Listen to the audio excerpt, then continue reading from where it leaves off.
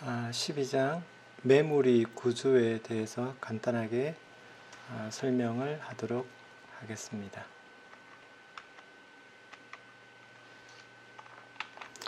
우선 메모리 계층에 대한 설명을 할 터인데, 그 전에 일반적으로 우리가 메모리라고 하는 장치를 통해서 얻고자 하는 최종 목표는 세 가지입니다. 첫 번째는 대용량, 두 번째는 고성능, 세 번째는 그러면서 저비용을 추구하고 있습니다. 그러나 여러분이 기대한 것과는 다르게 이 세 가지 조건을 모두 다 만족할 수 있는 메모리는 없습니다. 따라서 용량이 크다면 경우에 따라서 성능이 떨어질 수가 있고, 또 성능이 떨어진다면 비용은 저렴하게 될 것입니다. 반면에 성능이 높아지는 경우에는 비용도 함께 높아지고, 그와 더불어 대용량을 구현하기는 매우 어렵습니다. 따라서 이 세 가지를 모두 다 만족하는 건 현재로서는 가능하지는 않습니다. 이러한 세 가지 조건을 모두 만족할 수 없기에 메모리 계층을 통해서 대용량, 고성능, 저비용을 적절한 선에서 유지할 수 있도록 하고 있습니다. 먼저 기억장치입니다. 일반적으로 우리가 기억장치를 하면 폰 노이만형 컴퓨터에서 기억장치는 프로그램과 그 다음 데이터를 모두 저장하는 장치라고 이전에 설명이 되었습니다. 따라서 이 기억장치를 통하여 프로그램이 저장되어지고, 그 저장된 프로그램을 통하여 데이터가 처리되도록 되어 있습니다. 이때 기억장치는 일반적으로 두 가지로 나눠집니다. 주기억장치, 우리가 메인 메모리라고 이야기하는 주기억장치 또는 프라이머리 메모리라고 이야기하기도 합니다. 주기억장치와 하드디스크와 같은 보조기억장치로 구성이 되어져 있습니다. 앞서 세 가지 메모리에 관련된 세 가지 조건, 용량, 고용량, 저비용, 고성능, 이 세 가지 모두를 만족할 수 있는 메모리 시스템은 존재할 수 없기 때문에 메모리 계층을 구성하고 이것을 통해서 일정 부분 구현을 하고 있음을 앞서 이야기하였습니다. 이때 메모리 계층은 우리 책에서는 굉장히 복잡하게 그려져 있습니다. 그러나 일반적으로 이 그림보다는 다음에 나오는 그림을 더 많이 이용을 하고 있습니다. 메모리 계층의 최상위에는 CPU 내에 있는 레지스터가 있고, 그 아래쪽에 앞서 이야기했던 주기억장치, 그 다음 보조기억장치로 구성이 되어 있으며, CPU 내에 있는 레지스터와 주기억장치 사이에는 우리가 캐시 메모리라고 하는 메모리로 구성이 되어 있습니다. 그래서 우리가 일반적으로 메모리 계층을 이야기할 때 이런 피라미드 구조를 이용해서 그림을 그리고 있습니다. 이때 앞서 이야기했던 용량, 그리고 비용, 그리고 성능이라고 하는 측면에서 볼 때 이 피라미드의 아래쪽으로 오면 올수록 용량은 고용량이 되어집니다. 반면에 위로 오면 올수록 저장비용, 1비트당 저장 비용은 굉장히 높아지는 경향을 보이고 있습니다. 또한 피라미드의 위쪽으로 올라오면 올수록 성능은 높아지는 경향을 가지고 있습니다. 따라서 우리가 원하는 메모리에 관련되어진 우리가 원하는 가장 이상적인 메모리는 용량도 대용량이면서 비용도 낮으면서 성능은 높은 그런 메모리를 추구하고 있습니다. 그러나 그런 메모리 현실적으로 존재하지 않기 때문에 이처럼 메모리 계층을 통해서 그 목표의 일부 구현하려고 시도를 하고 있습니다. 메모리 계층을 사용한 목적은 앞서 이야기한 것처럼 전체 메모리 시스템의 가격을 최소화하면서, 그러면서 성능은, 즉 평균 접근 시간도 최소화하기 위한 목적입니다. 더불어 적절한 수준의 용량 확보도 메모리 계층을 사용한 목적 중에 하나입니다. 우선 메모리 계층을 사용한 목적을 실제 시간상으로 평균 접근 시간 계산을 통해서 한번 알아보도록 하겠습니다. 설명을 간단하게 하기 위해서 이 그림은 두 개의 계층을 이용하고 있습니다. 첫 번째 계층의 경우에는 접근 시간이 10나노세컨드라고 하고, 두 번째 계층의 경우에는 100나노세컨드라고 가정을 하도록 하겠습니다. 앞서 보인 것처럼 위쪽 계층에는 좀 더 고성능이라고 할 수 있으며, 아래쪽 계층에 있는 건 위쪽 계층에 있는 메모리보다 상대적으로 성능이 좀 떨어진다고 할 수 있겠습니다. 자, 이때 접근 확률이라고 하는 걸 우리가 이해를 해야 되겠는데, 이 접근 확률은 뭐냐면 CPU가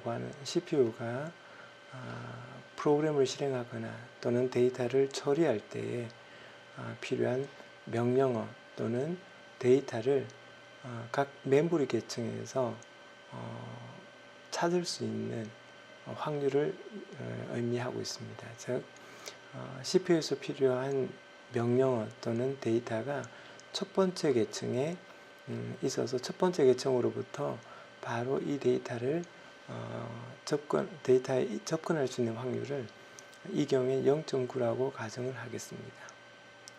반면 CPU가 필요로 하는 명령어 또는 데이터를 읽을 때 그 데이터를 첫 번째 계층이 아닌 두 번째 계층에서 읽을 확률을 0.1이라고 가정하도록 하겠습니다.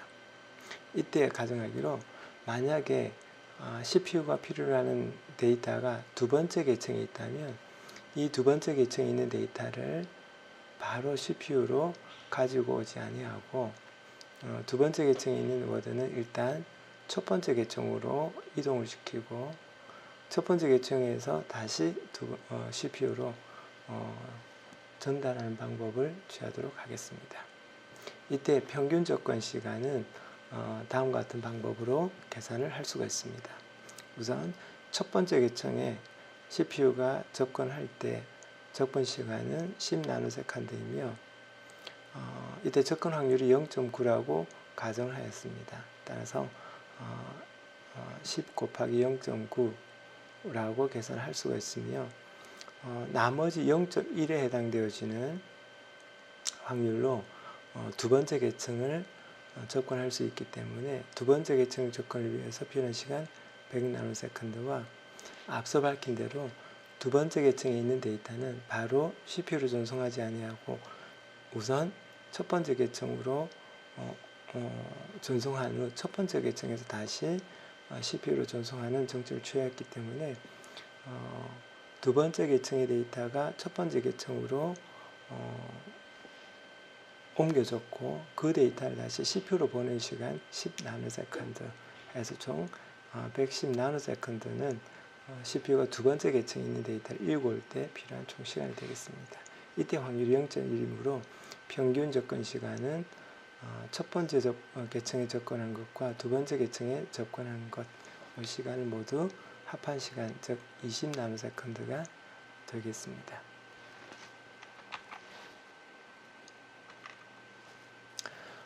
이제 주기억 장치와 관련된 간단히 소개를 하도록 하겠습니다. 앞서 밝혔던 것처럼 주기억 장치는 폰 노이만형 컴퓨터에서 프로그램과 더불어 데이터를 저장하기 위한 목적으로 사용되는 장치입니다. 보조 기억 장치에 비해서 고속의 메모리이며 비교적 대용량이라고 표현했는데, 이때 비교되어지는 기억 장치로는 캐시 메모리 또는 레지스터가 되겠습니다. 물론 보조기억 장치에 비해서는 저용량입니다. 그러나 메모리 계층상의 주기억 장치보다 위쪽에 있는 레지스터 또는 캐시 메모리보다는 용량이 크다 할 수 있겠습니다. 이 주기억 장치에는 일반적으로 우리가 알고 있는 읽기 쓰기가 모두 가능한 램과 읽기만은 가능한 롬으로 구성이 되어져 있습니다. 이 그림은 일반적인 램을 간략하게 나타내는 블록 다이어그램입니다. 램은 앞서 이야기한 것과 같이 읽기 쓰기가 모두 가능하기 때문에 읽기 쓰기를 제어할 수 있는 외부 제어 입력이 있고, 또 램의 경우에 그 램에 저장된 워드를 접근하기 위해서는 주소가 필요하다라고 이야기했습니다. 따라서 메모리에게 주소를 전달할 수 있는 어드레스가 있습니다. 이 경우에는 128개의 워드와 각 워드당 8개의 비트로 구성되어 있기 때문에 128개의 워드를 위해서는 0번지부터 127번지까지 가능할 것입니다. 이를 위한 주소는 7비트가 필요합니다. 따라서 여기 보이는 것 같이 주소는 7비트 주소로 구성되어져 있습니다. 램의 경우에는 데이터를 저장하거나 또는 저장된 데이터를 읽을 수가 있기 때문에 8비트 데이터에 대한 읽기 쓰기를 위한 데이터 버스와 연결되어 있습니다. 그리고 중요한 것은 이 램을 이용해서 확장을 할 수가 있습니다. 즉, 이 램 여러 개를 이용해서 용량을 확장할 수가 있는데, 이때 사용되어지는 각 램 모듈을 선택하기 위해서 사용되어지는 것이 칩 실렉트라고 하는 이 제어 입력입니다. 이 경우에 칩 실렉트는 CS1과 CS2라고 하는 두 개의 칩 실렉터가 사용되어지는데, 이 칩이 사용되기 위해서는 CS1의 값이 1이 되어야 되고 CS2의 값은 0이 될 때 이 메모리가 사용될 수 있습니다. 왜 그러면 CS2의 값은 0이 되어야 되느냐 하면 심볼에 보면 CS2라고 한 심볼 위에 바가 붙어 있는 걸 확인할 수가 있습니다. 이것은 이 입력이 활성화되기 위해서는 1이 아니라 0이 입력되어야 함을 이야기하고 있습니다. 이것을 위한 기능표는 여기 나와 있습니다. 따라서 CS1의 값이 1일 때, 그리고 CS2의 값이 0일 때 이 칩을 사용할 수가 있는데, 이 경우는 CS1의 값이 0이기 때문에 이 램 자체는 사용되지 않는다고 할 수 있겠습니다. 따라서 이 램이 사용되기 위해서는 CS1의 값은 1, 그리고 CS2의 값은 0이 되어야 할 것입니다. 이때 메모리가 어떤 동작을 할 것인가를 결정하는 것은 read 또는 write 제어 입력을 통해서 결정할 수가 있는데, read 또는 write 제어 입력이 모두 0일 경우에는 외부의 어떤 데이터를 저장하거나 또는 외부로 데이터를 보내지 않고 현재 저장하고 있는 데이터를 그대로 유지하고 있습니다. 반면에 read 제어 입력은 0, write 제어 입력은 1일 경우에는 외부에 있는 데이터를 램이 저장하도록 되어져 있습니다. 즉, write 펑션을 수행하고 있는데, 이 write 펑션의 의미는 예전에 이야기한 것과 마찬가지로 CPU 기준입니다. 그래서 CPU가 write를 한다는 이야기는 CPU가 갖고 있는 데이터를 전송한다는 의미가 됩니다. 따라서 CPU로부터 받은 데이터를 저장을 하는 기능이 바로 write입니다. 반면에 read 제어 입력이 1 경우에는 write 제어 입력의 값에 상관없이 read 연산을 수행합니다. 이 역시 read는 CPU 기준으로 read이기 때문에 메모리가 저장하고 있는 데이터를 읽어오는 동작입니다. 이렇게 해서 CS1, CS2, RD, WR 이 4개를 이용하여 4개의 제어 입력을 통해서 램의 동작을 결정할 수 있습니다.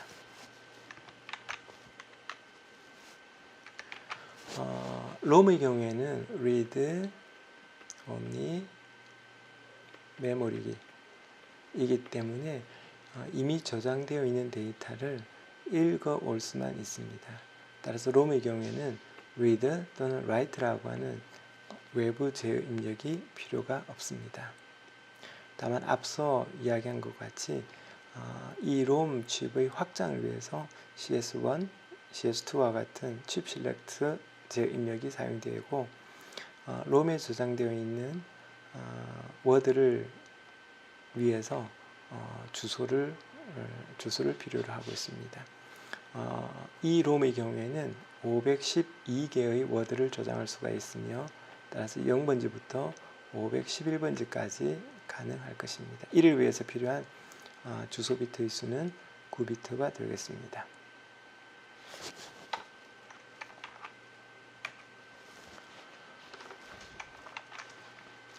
메모리 맵에 대한 설명을 간단히 하도록 하겠습니다. 우리가 8장에서 주소 공간이라고 어드레스 스페이스입니다. 주소 공간이라고 하는 용어를 사용했는데 이 주소 공간은 뭐냐면 실제 메모리 모듈의 설치 유무와 관계없이 CPU가 생성할 수 있는 주소의 범위라고 이야기를 했습니다. 예를 들어서 CPU가 10비트 어드레스 버스를 사용할 수 있다면 이 경우 CPU는 0번지부터 1023번지까지 주소를 생성할 수가 있습니다. 따라서 이 CPU의 어드레스 스페이스, 즉 주소 공간은 0번지부터 1023번지가 되겠습니다. 이것을 우리가 간단히 그림으로 표시하면 이렇게 표시를 할 수가 있겠습니다. 0번지부터 1023번지까지 CPU가 주소를 생성할 수가 만들어낼 수가 있는데, 그러나 이 모든 어드레스 스페이스를 실제 메모리, 즉 램이나 롬으로 채울 필요는 없습니다. 따라서 일부 영역은 램, 또는 일부 영역은 롬으로 할당하고 배정을 할 수가 있습니다. 이때 몇 번지부터 몇 번지까지가 어떻게 할당되어 있는지를 나타내는 것이 바로 메모리 맵입니다. 즉 CPU의 전체 주소 공간, 즉 어드레스 스페이스를 각 메모리 모듈, 램 또는 롬에 할당한 표를 메모리 맵이라고 이야기하고 있습니다. 이 예에 의하면 1kW의 주소의 경우 0번지부터 1023번지가 가능할 것입니다. 이때 여기 보면 0번지부터 7F번지까지는 램 1에, 그 다음 80번지부터 FF번지까지는 램 2에 와 같이 배정을 하고 있습니다. 이처럼 전체 어드레스 스페이스에 실제로 할당되어진 램 또는 롬을 위한 표를 나타내는 게 바로 메모리 맵이었습니다. 이때 앞서 우리가 램의 경우에는 128 by 8, 즉 128개의 워드를 저장할 수가 있고 따라서 7비트 주소가 필요하다고 이야기를 하였습니다.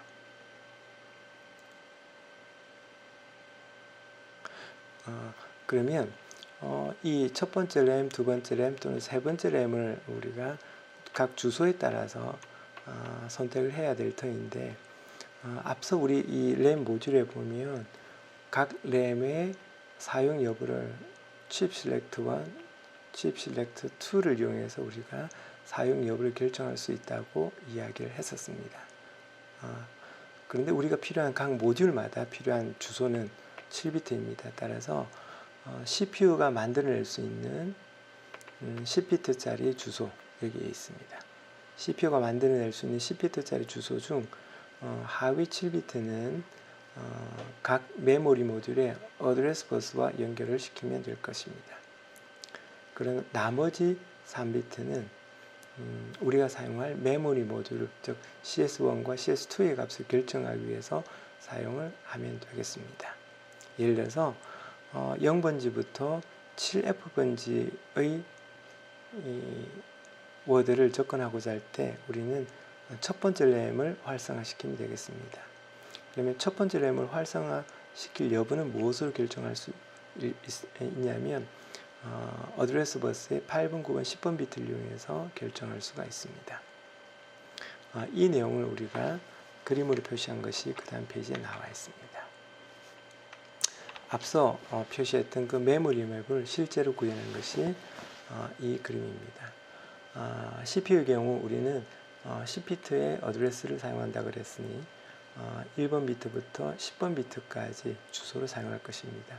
이 중 1번 비트부터 7번 비트의 경우에는 각 램 모듈에 어드레스로 다 사용을 하고 있습니다. 즉, 이 주소가 첫 번째 램의 7비트 주소, 두 번째 램의 7비트 주소, 그리고 세 번째 램의 7비트 주소, 그리고 네 번째 램의 7비트 주소로 제공이 되어집니다.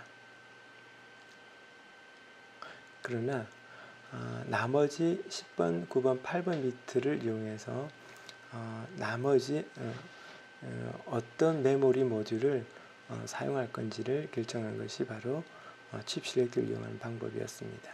자, 이때 우리는 9번과 8번 비트를 이용해서 4개 중 1개의 모듈을 우리가 사용할 수 있도록 할 예정입니다. 자, 연결되는 방법을 보면 우선 9번과 8번 비트를 이용해서 2x4 디코드를 이용하고 있습니다. 우리가 알고 있는 것처럼 2x4 디코드는 2개의 입력에 대해서 4개의 출력을 갖는다는 사실을 알고 있습니다. 그래서 각 출력이 어디와 연결되어 있는지를 한번 보도록 하겠습니다. 첫 번째 출력은 첫 번째 램 모듈과 연결되어 있고, 두 번째 출력은 두 번째, 그리고 세 번째, 네 번째도 역시 각각 각 메모리 모듈에 연결이 되어 있음을 확인할 수가 있습니다. 따라서 9번과 8번 주소 비트를 이용해서 이 4개의 램 모듈의 CS1 값을 결정하도록 되어져 있습니다. 그 다음 CS2는 어디와 연결되어 있는지를 확인해 보면 10번 비트와 연결되어 있습니다. 10번 비트와 직접 연결되어 있는데 앞서 우리 메모리 맵에 0번지부터 1023번지 중 하위 511번지까지는 램의 할당을 했고, 상위 512번지부터 1023번지까지는 롬에 할당하고 있음을 우리 메모리 맵을 통해서 알 수가 있었습니다. 이때 0번지부터 511번지까지의 주소를 분석해 보면 10비트 중에서 가장 왼쪽 비트인 10번째 비트의 값이 0임을 확인할 수가 있습니다. 반면에 512번지부터 2013번지까지는 10비트 주소 중에 가장 왼쪽에 있는 10번 비트의 값이 1입니다. 따라서 주소의 가장 왼쪽 비트의 값을 보고 램을 사용할 거냐 또는 롬을 사용할 건지를 결정할 수가 있습니다. 따라서 이 값, 10번째 비트의 값을 바로 CS2와 연결하면 이 값이 0일 경우에는 결국 CS2에 해당되는 값이 전부 0이 될 것이고, 따라서 이 4개의 램 중에서 1개의 램이 실행 가능한 이네이블 상태로 될 것입니다. 그것은 앞서 이야기했던 2x4 디코드 출력에 따라서 이 4개 중 1개가 활성화되어서 사용을 할 수가 있습니다. 만약에 10번 비트의 값이 1이었다면 이 4개의 램은 모두 비활성화 상태로 되어서 현재 저장하고 있는 값을 그냥 유지하고 있을 것입니다. 그때 롬의 경우에는 활성화되어서 사용이 되어질 것입니다. 이렇게 해서 적은 용량의 메모리 모듈을 이용하여 확장하면 큰 용량의 메모리 시스템도 구성할 수 있습니다.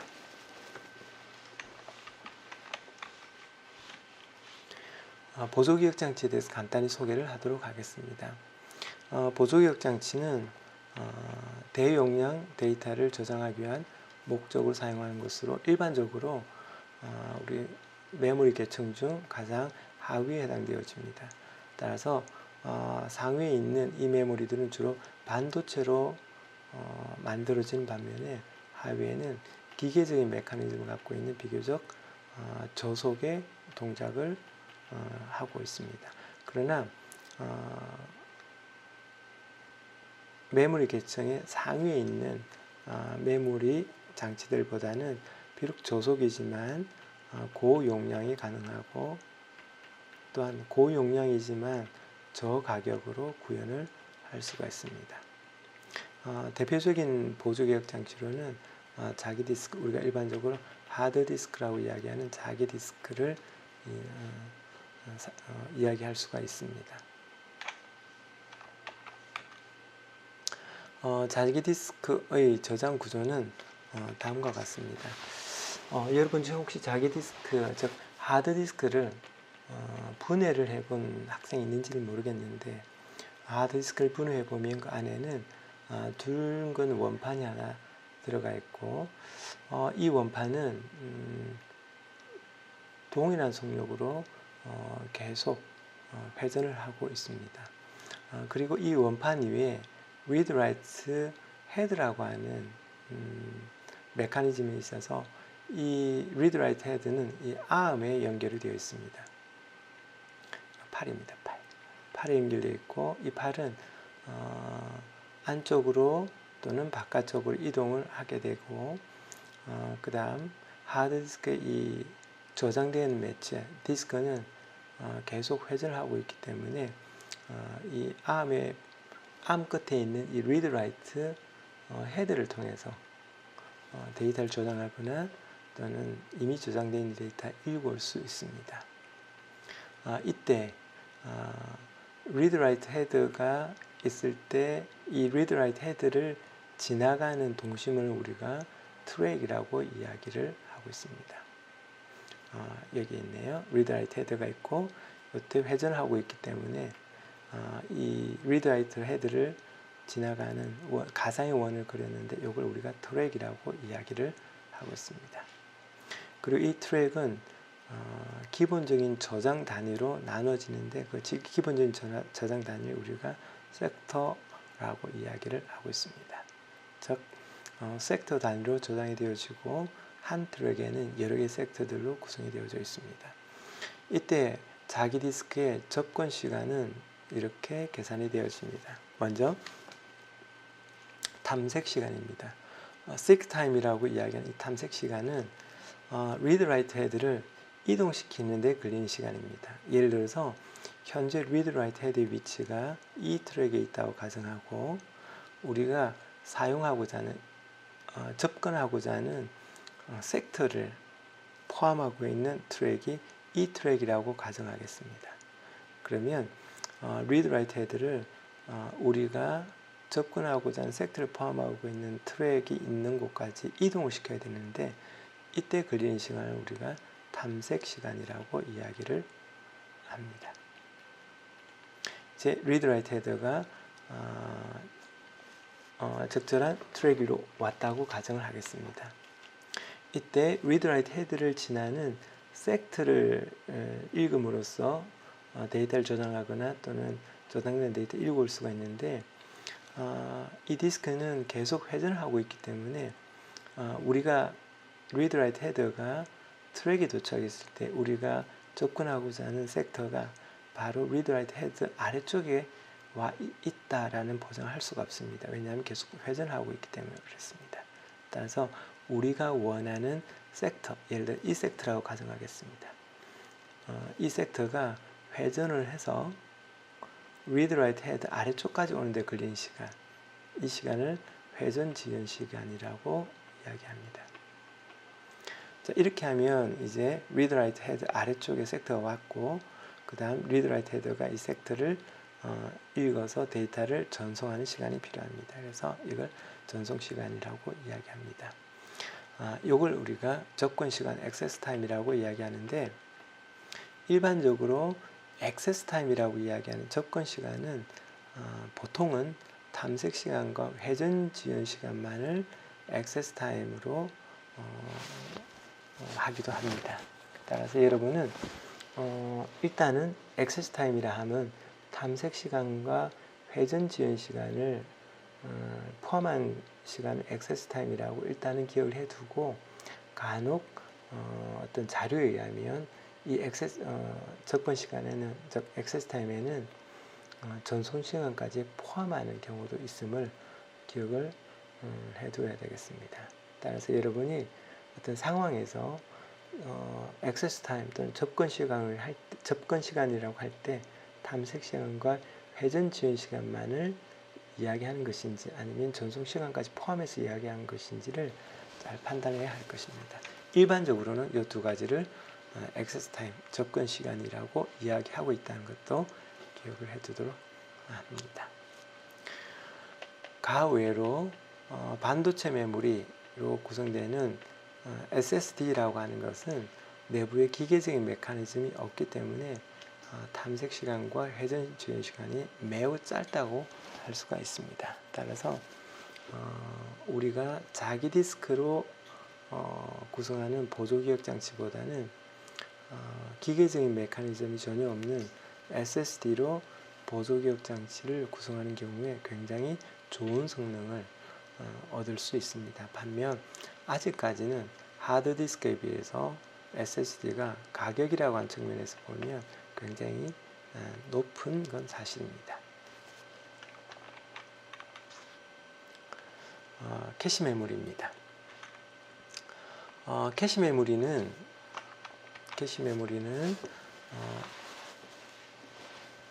일단 CPU가 있고 우리가 이야기했던 메모리가 있습니다. 우리가 알고 있는 것처럼 CPU가 프로그램을 실행하기 위해서는 메모리로부터 명령어도 읽어와야 되고 또 메모리에 저장된 데이터도 읽어와야 됩니다.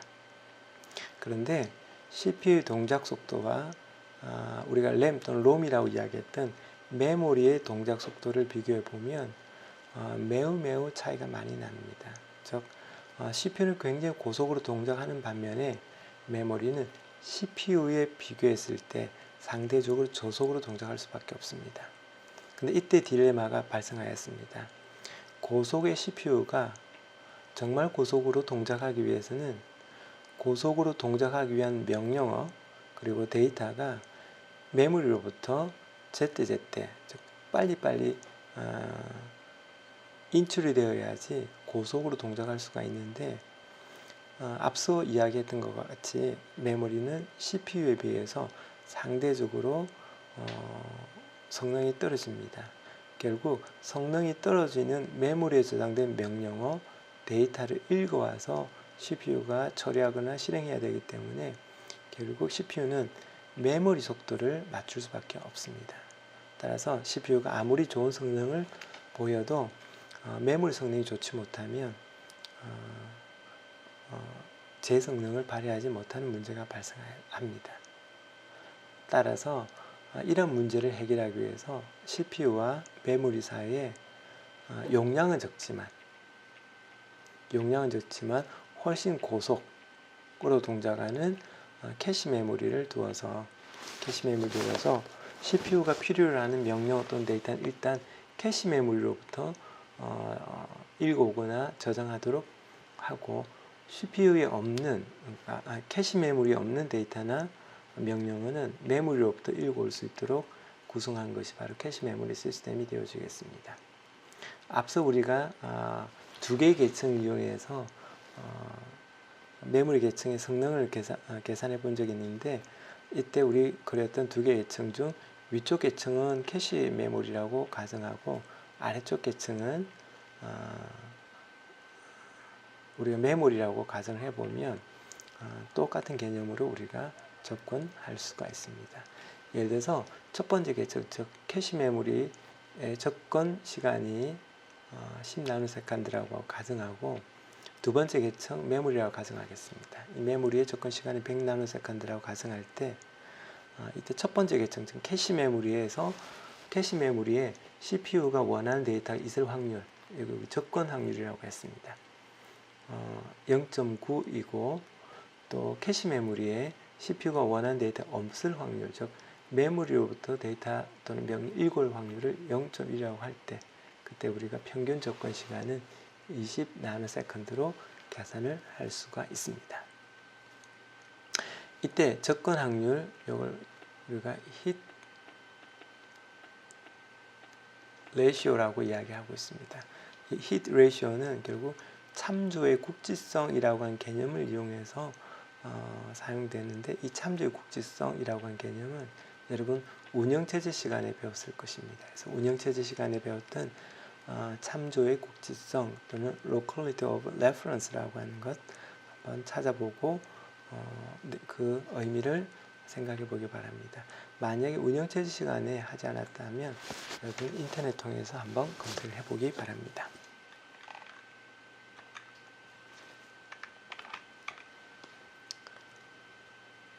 캐시 메모리를 구성하는 방법에 대한 내용을 간단히 소개를 하도록 하겠습니다. 일반적으로 구성은 앞서 우리가 그랬던 메모리 계층과 같은 구성으로 그리면 되겠습니다. CPU가 있고 CPU랑 캐시 메모리랑 연결되어 있습니다.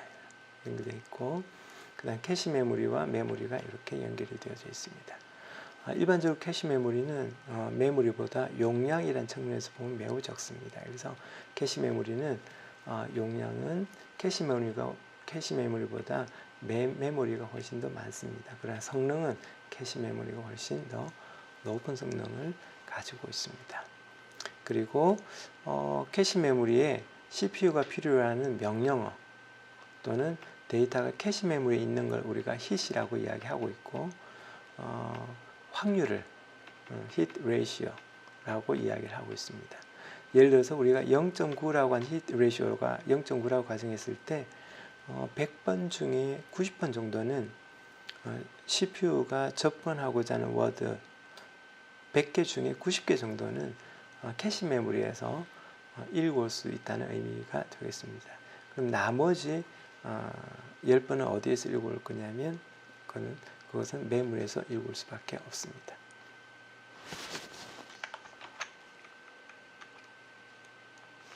캐시 적중률에 대한 간단한 소개입니다. 당연히 이 캐시 적중률은 평균 접근 시간에 많은 영향을 줍니다. 따라서 앞에서 여러분이 했던 그 예에서 적중률 레이시오가 0.9일 때 계산을 해보고 또 0.8일 때 그리고 0.95일 때 각각 평균 접근 시간이 어떻게 차이가 나는지를 여러분 계산을 해보도록 합니다. 당연한 이야기겠지만 평균 접근 히트 레이시오가 높으면 높을수록 평균 접근 시간은 감소됨을 알 수가 있습니다.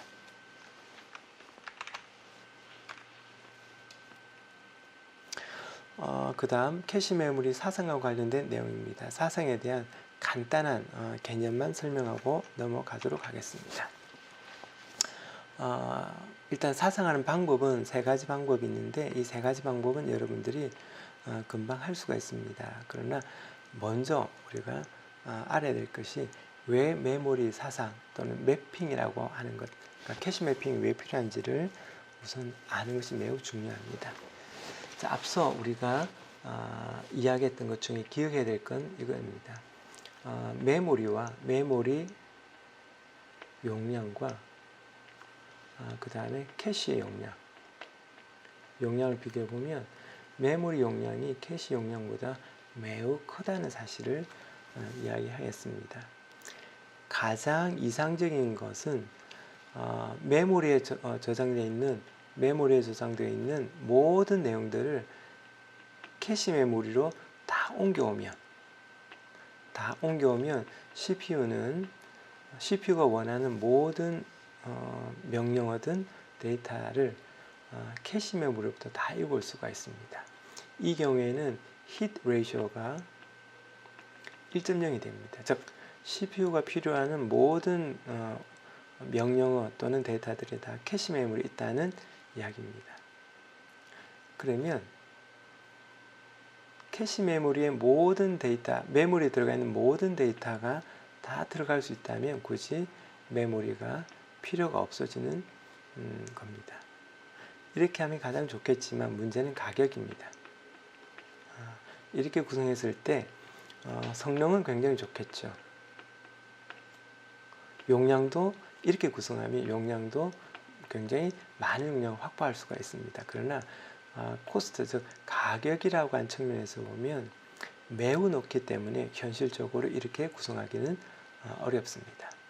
따라서 캐시 메모리 전체 저장되어 있는 내용 중에 캐시 메모리는 상대적으로 용량이 적기 때문에 메모리에 있는 내용 중에 일부분만 캐시에 들어가도록 되어 있습니다.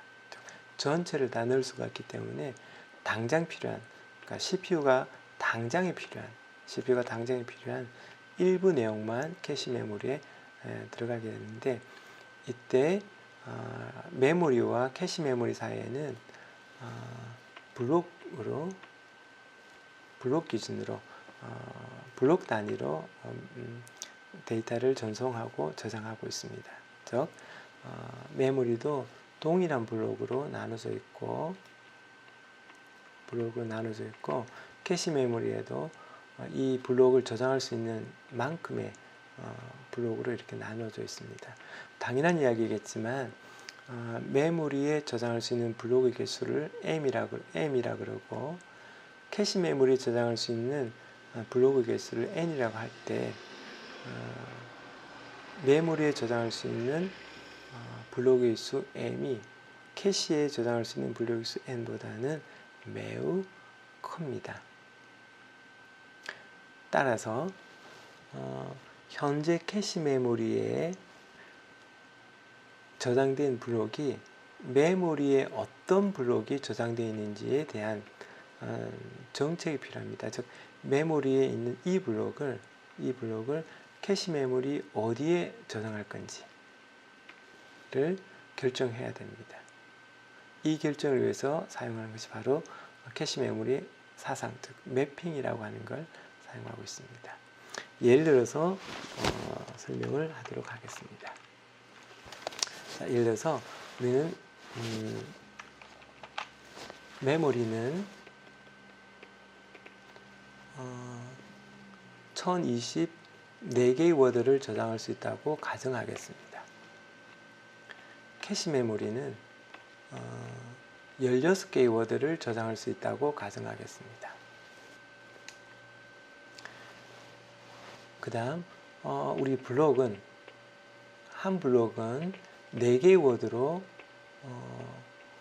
구성이 된다고 가정하겠습니다. 그렇다면 1024개의 4개의 워드를 저장할 수 있기 때문에 1024개는 2의 10승계의 워드입니다. 반면 캐시 메모리는 16개의 워드를 저장할 수 있다고 가정했기 때문에 이건 2의 4승계의 워드를 저장할 수가 있습니다. 그 다음에 블록은 4개의 워드를 블록으로 가정했기 때문에 2의 2승계의 워드가 블록의 크기가 되었습니다. 그렇다면 여러분한테 질문, 메모리에 저장되어 있는 블록의 수는 몇 개가 될까요? 그리고 캐시 메모리에 저장할 수 있는 블록의 수는 몇 개가 될까요?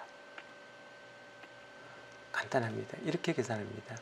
메모리에 들어갈 수 있는 총 워드의 개수가 2의 10승계의 워드가 있었고 4개의 워드가 1개 블록이라고 하였기 때문에 2의 2승을 나누면 2의 8승이 되어집니다. 즉 요거는 256이 되겠습니다. 즉 메모리는 256개의 블록이 가능합니다.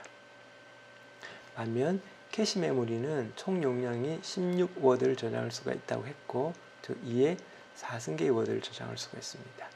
근데 한 블록당 2의 2승계의 워드가 한 블록을 구성하고 있기 때문에 캐시 메모리에는 총 2의 2승계의 블록이 필요합니다. 블록의 저장 가능합니다. 자, 이건 4개입니다.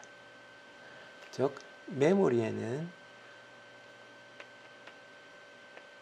0번 블록부터 255번 블록까지가 블록입니다. 블록 0번부터 255번 블록까지가 있다고 가정하고 캐시 메모리는 기껏 4개의 블록만이 있는 겁니다. 이때 255번 블록을 캐시 메모리 어디에 저장할 건지를 결정할 수 있어야 되겠습니다. 어디에 저장할지.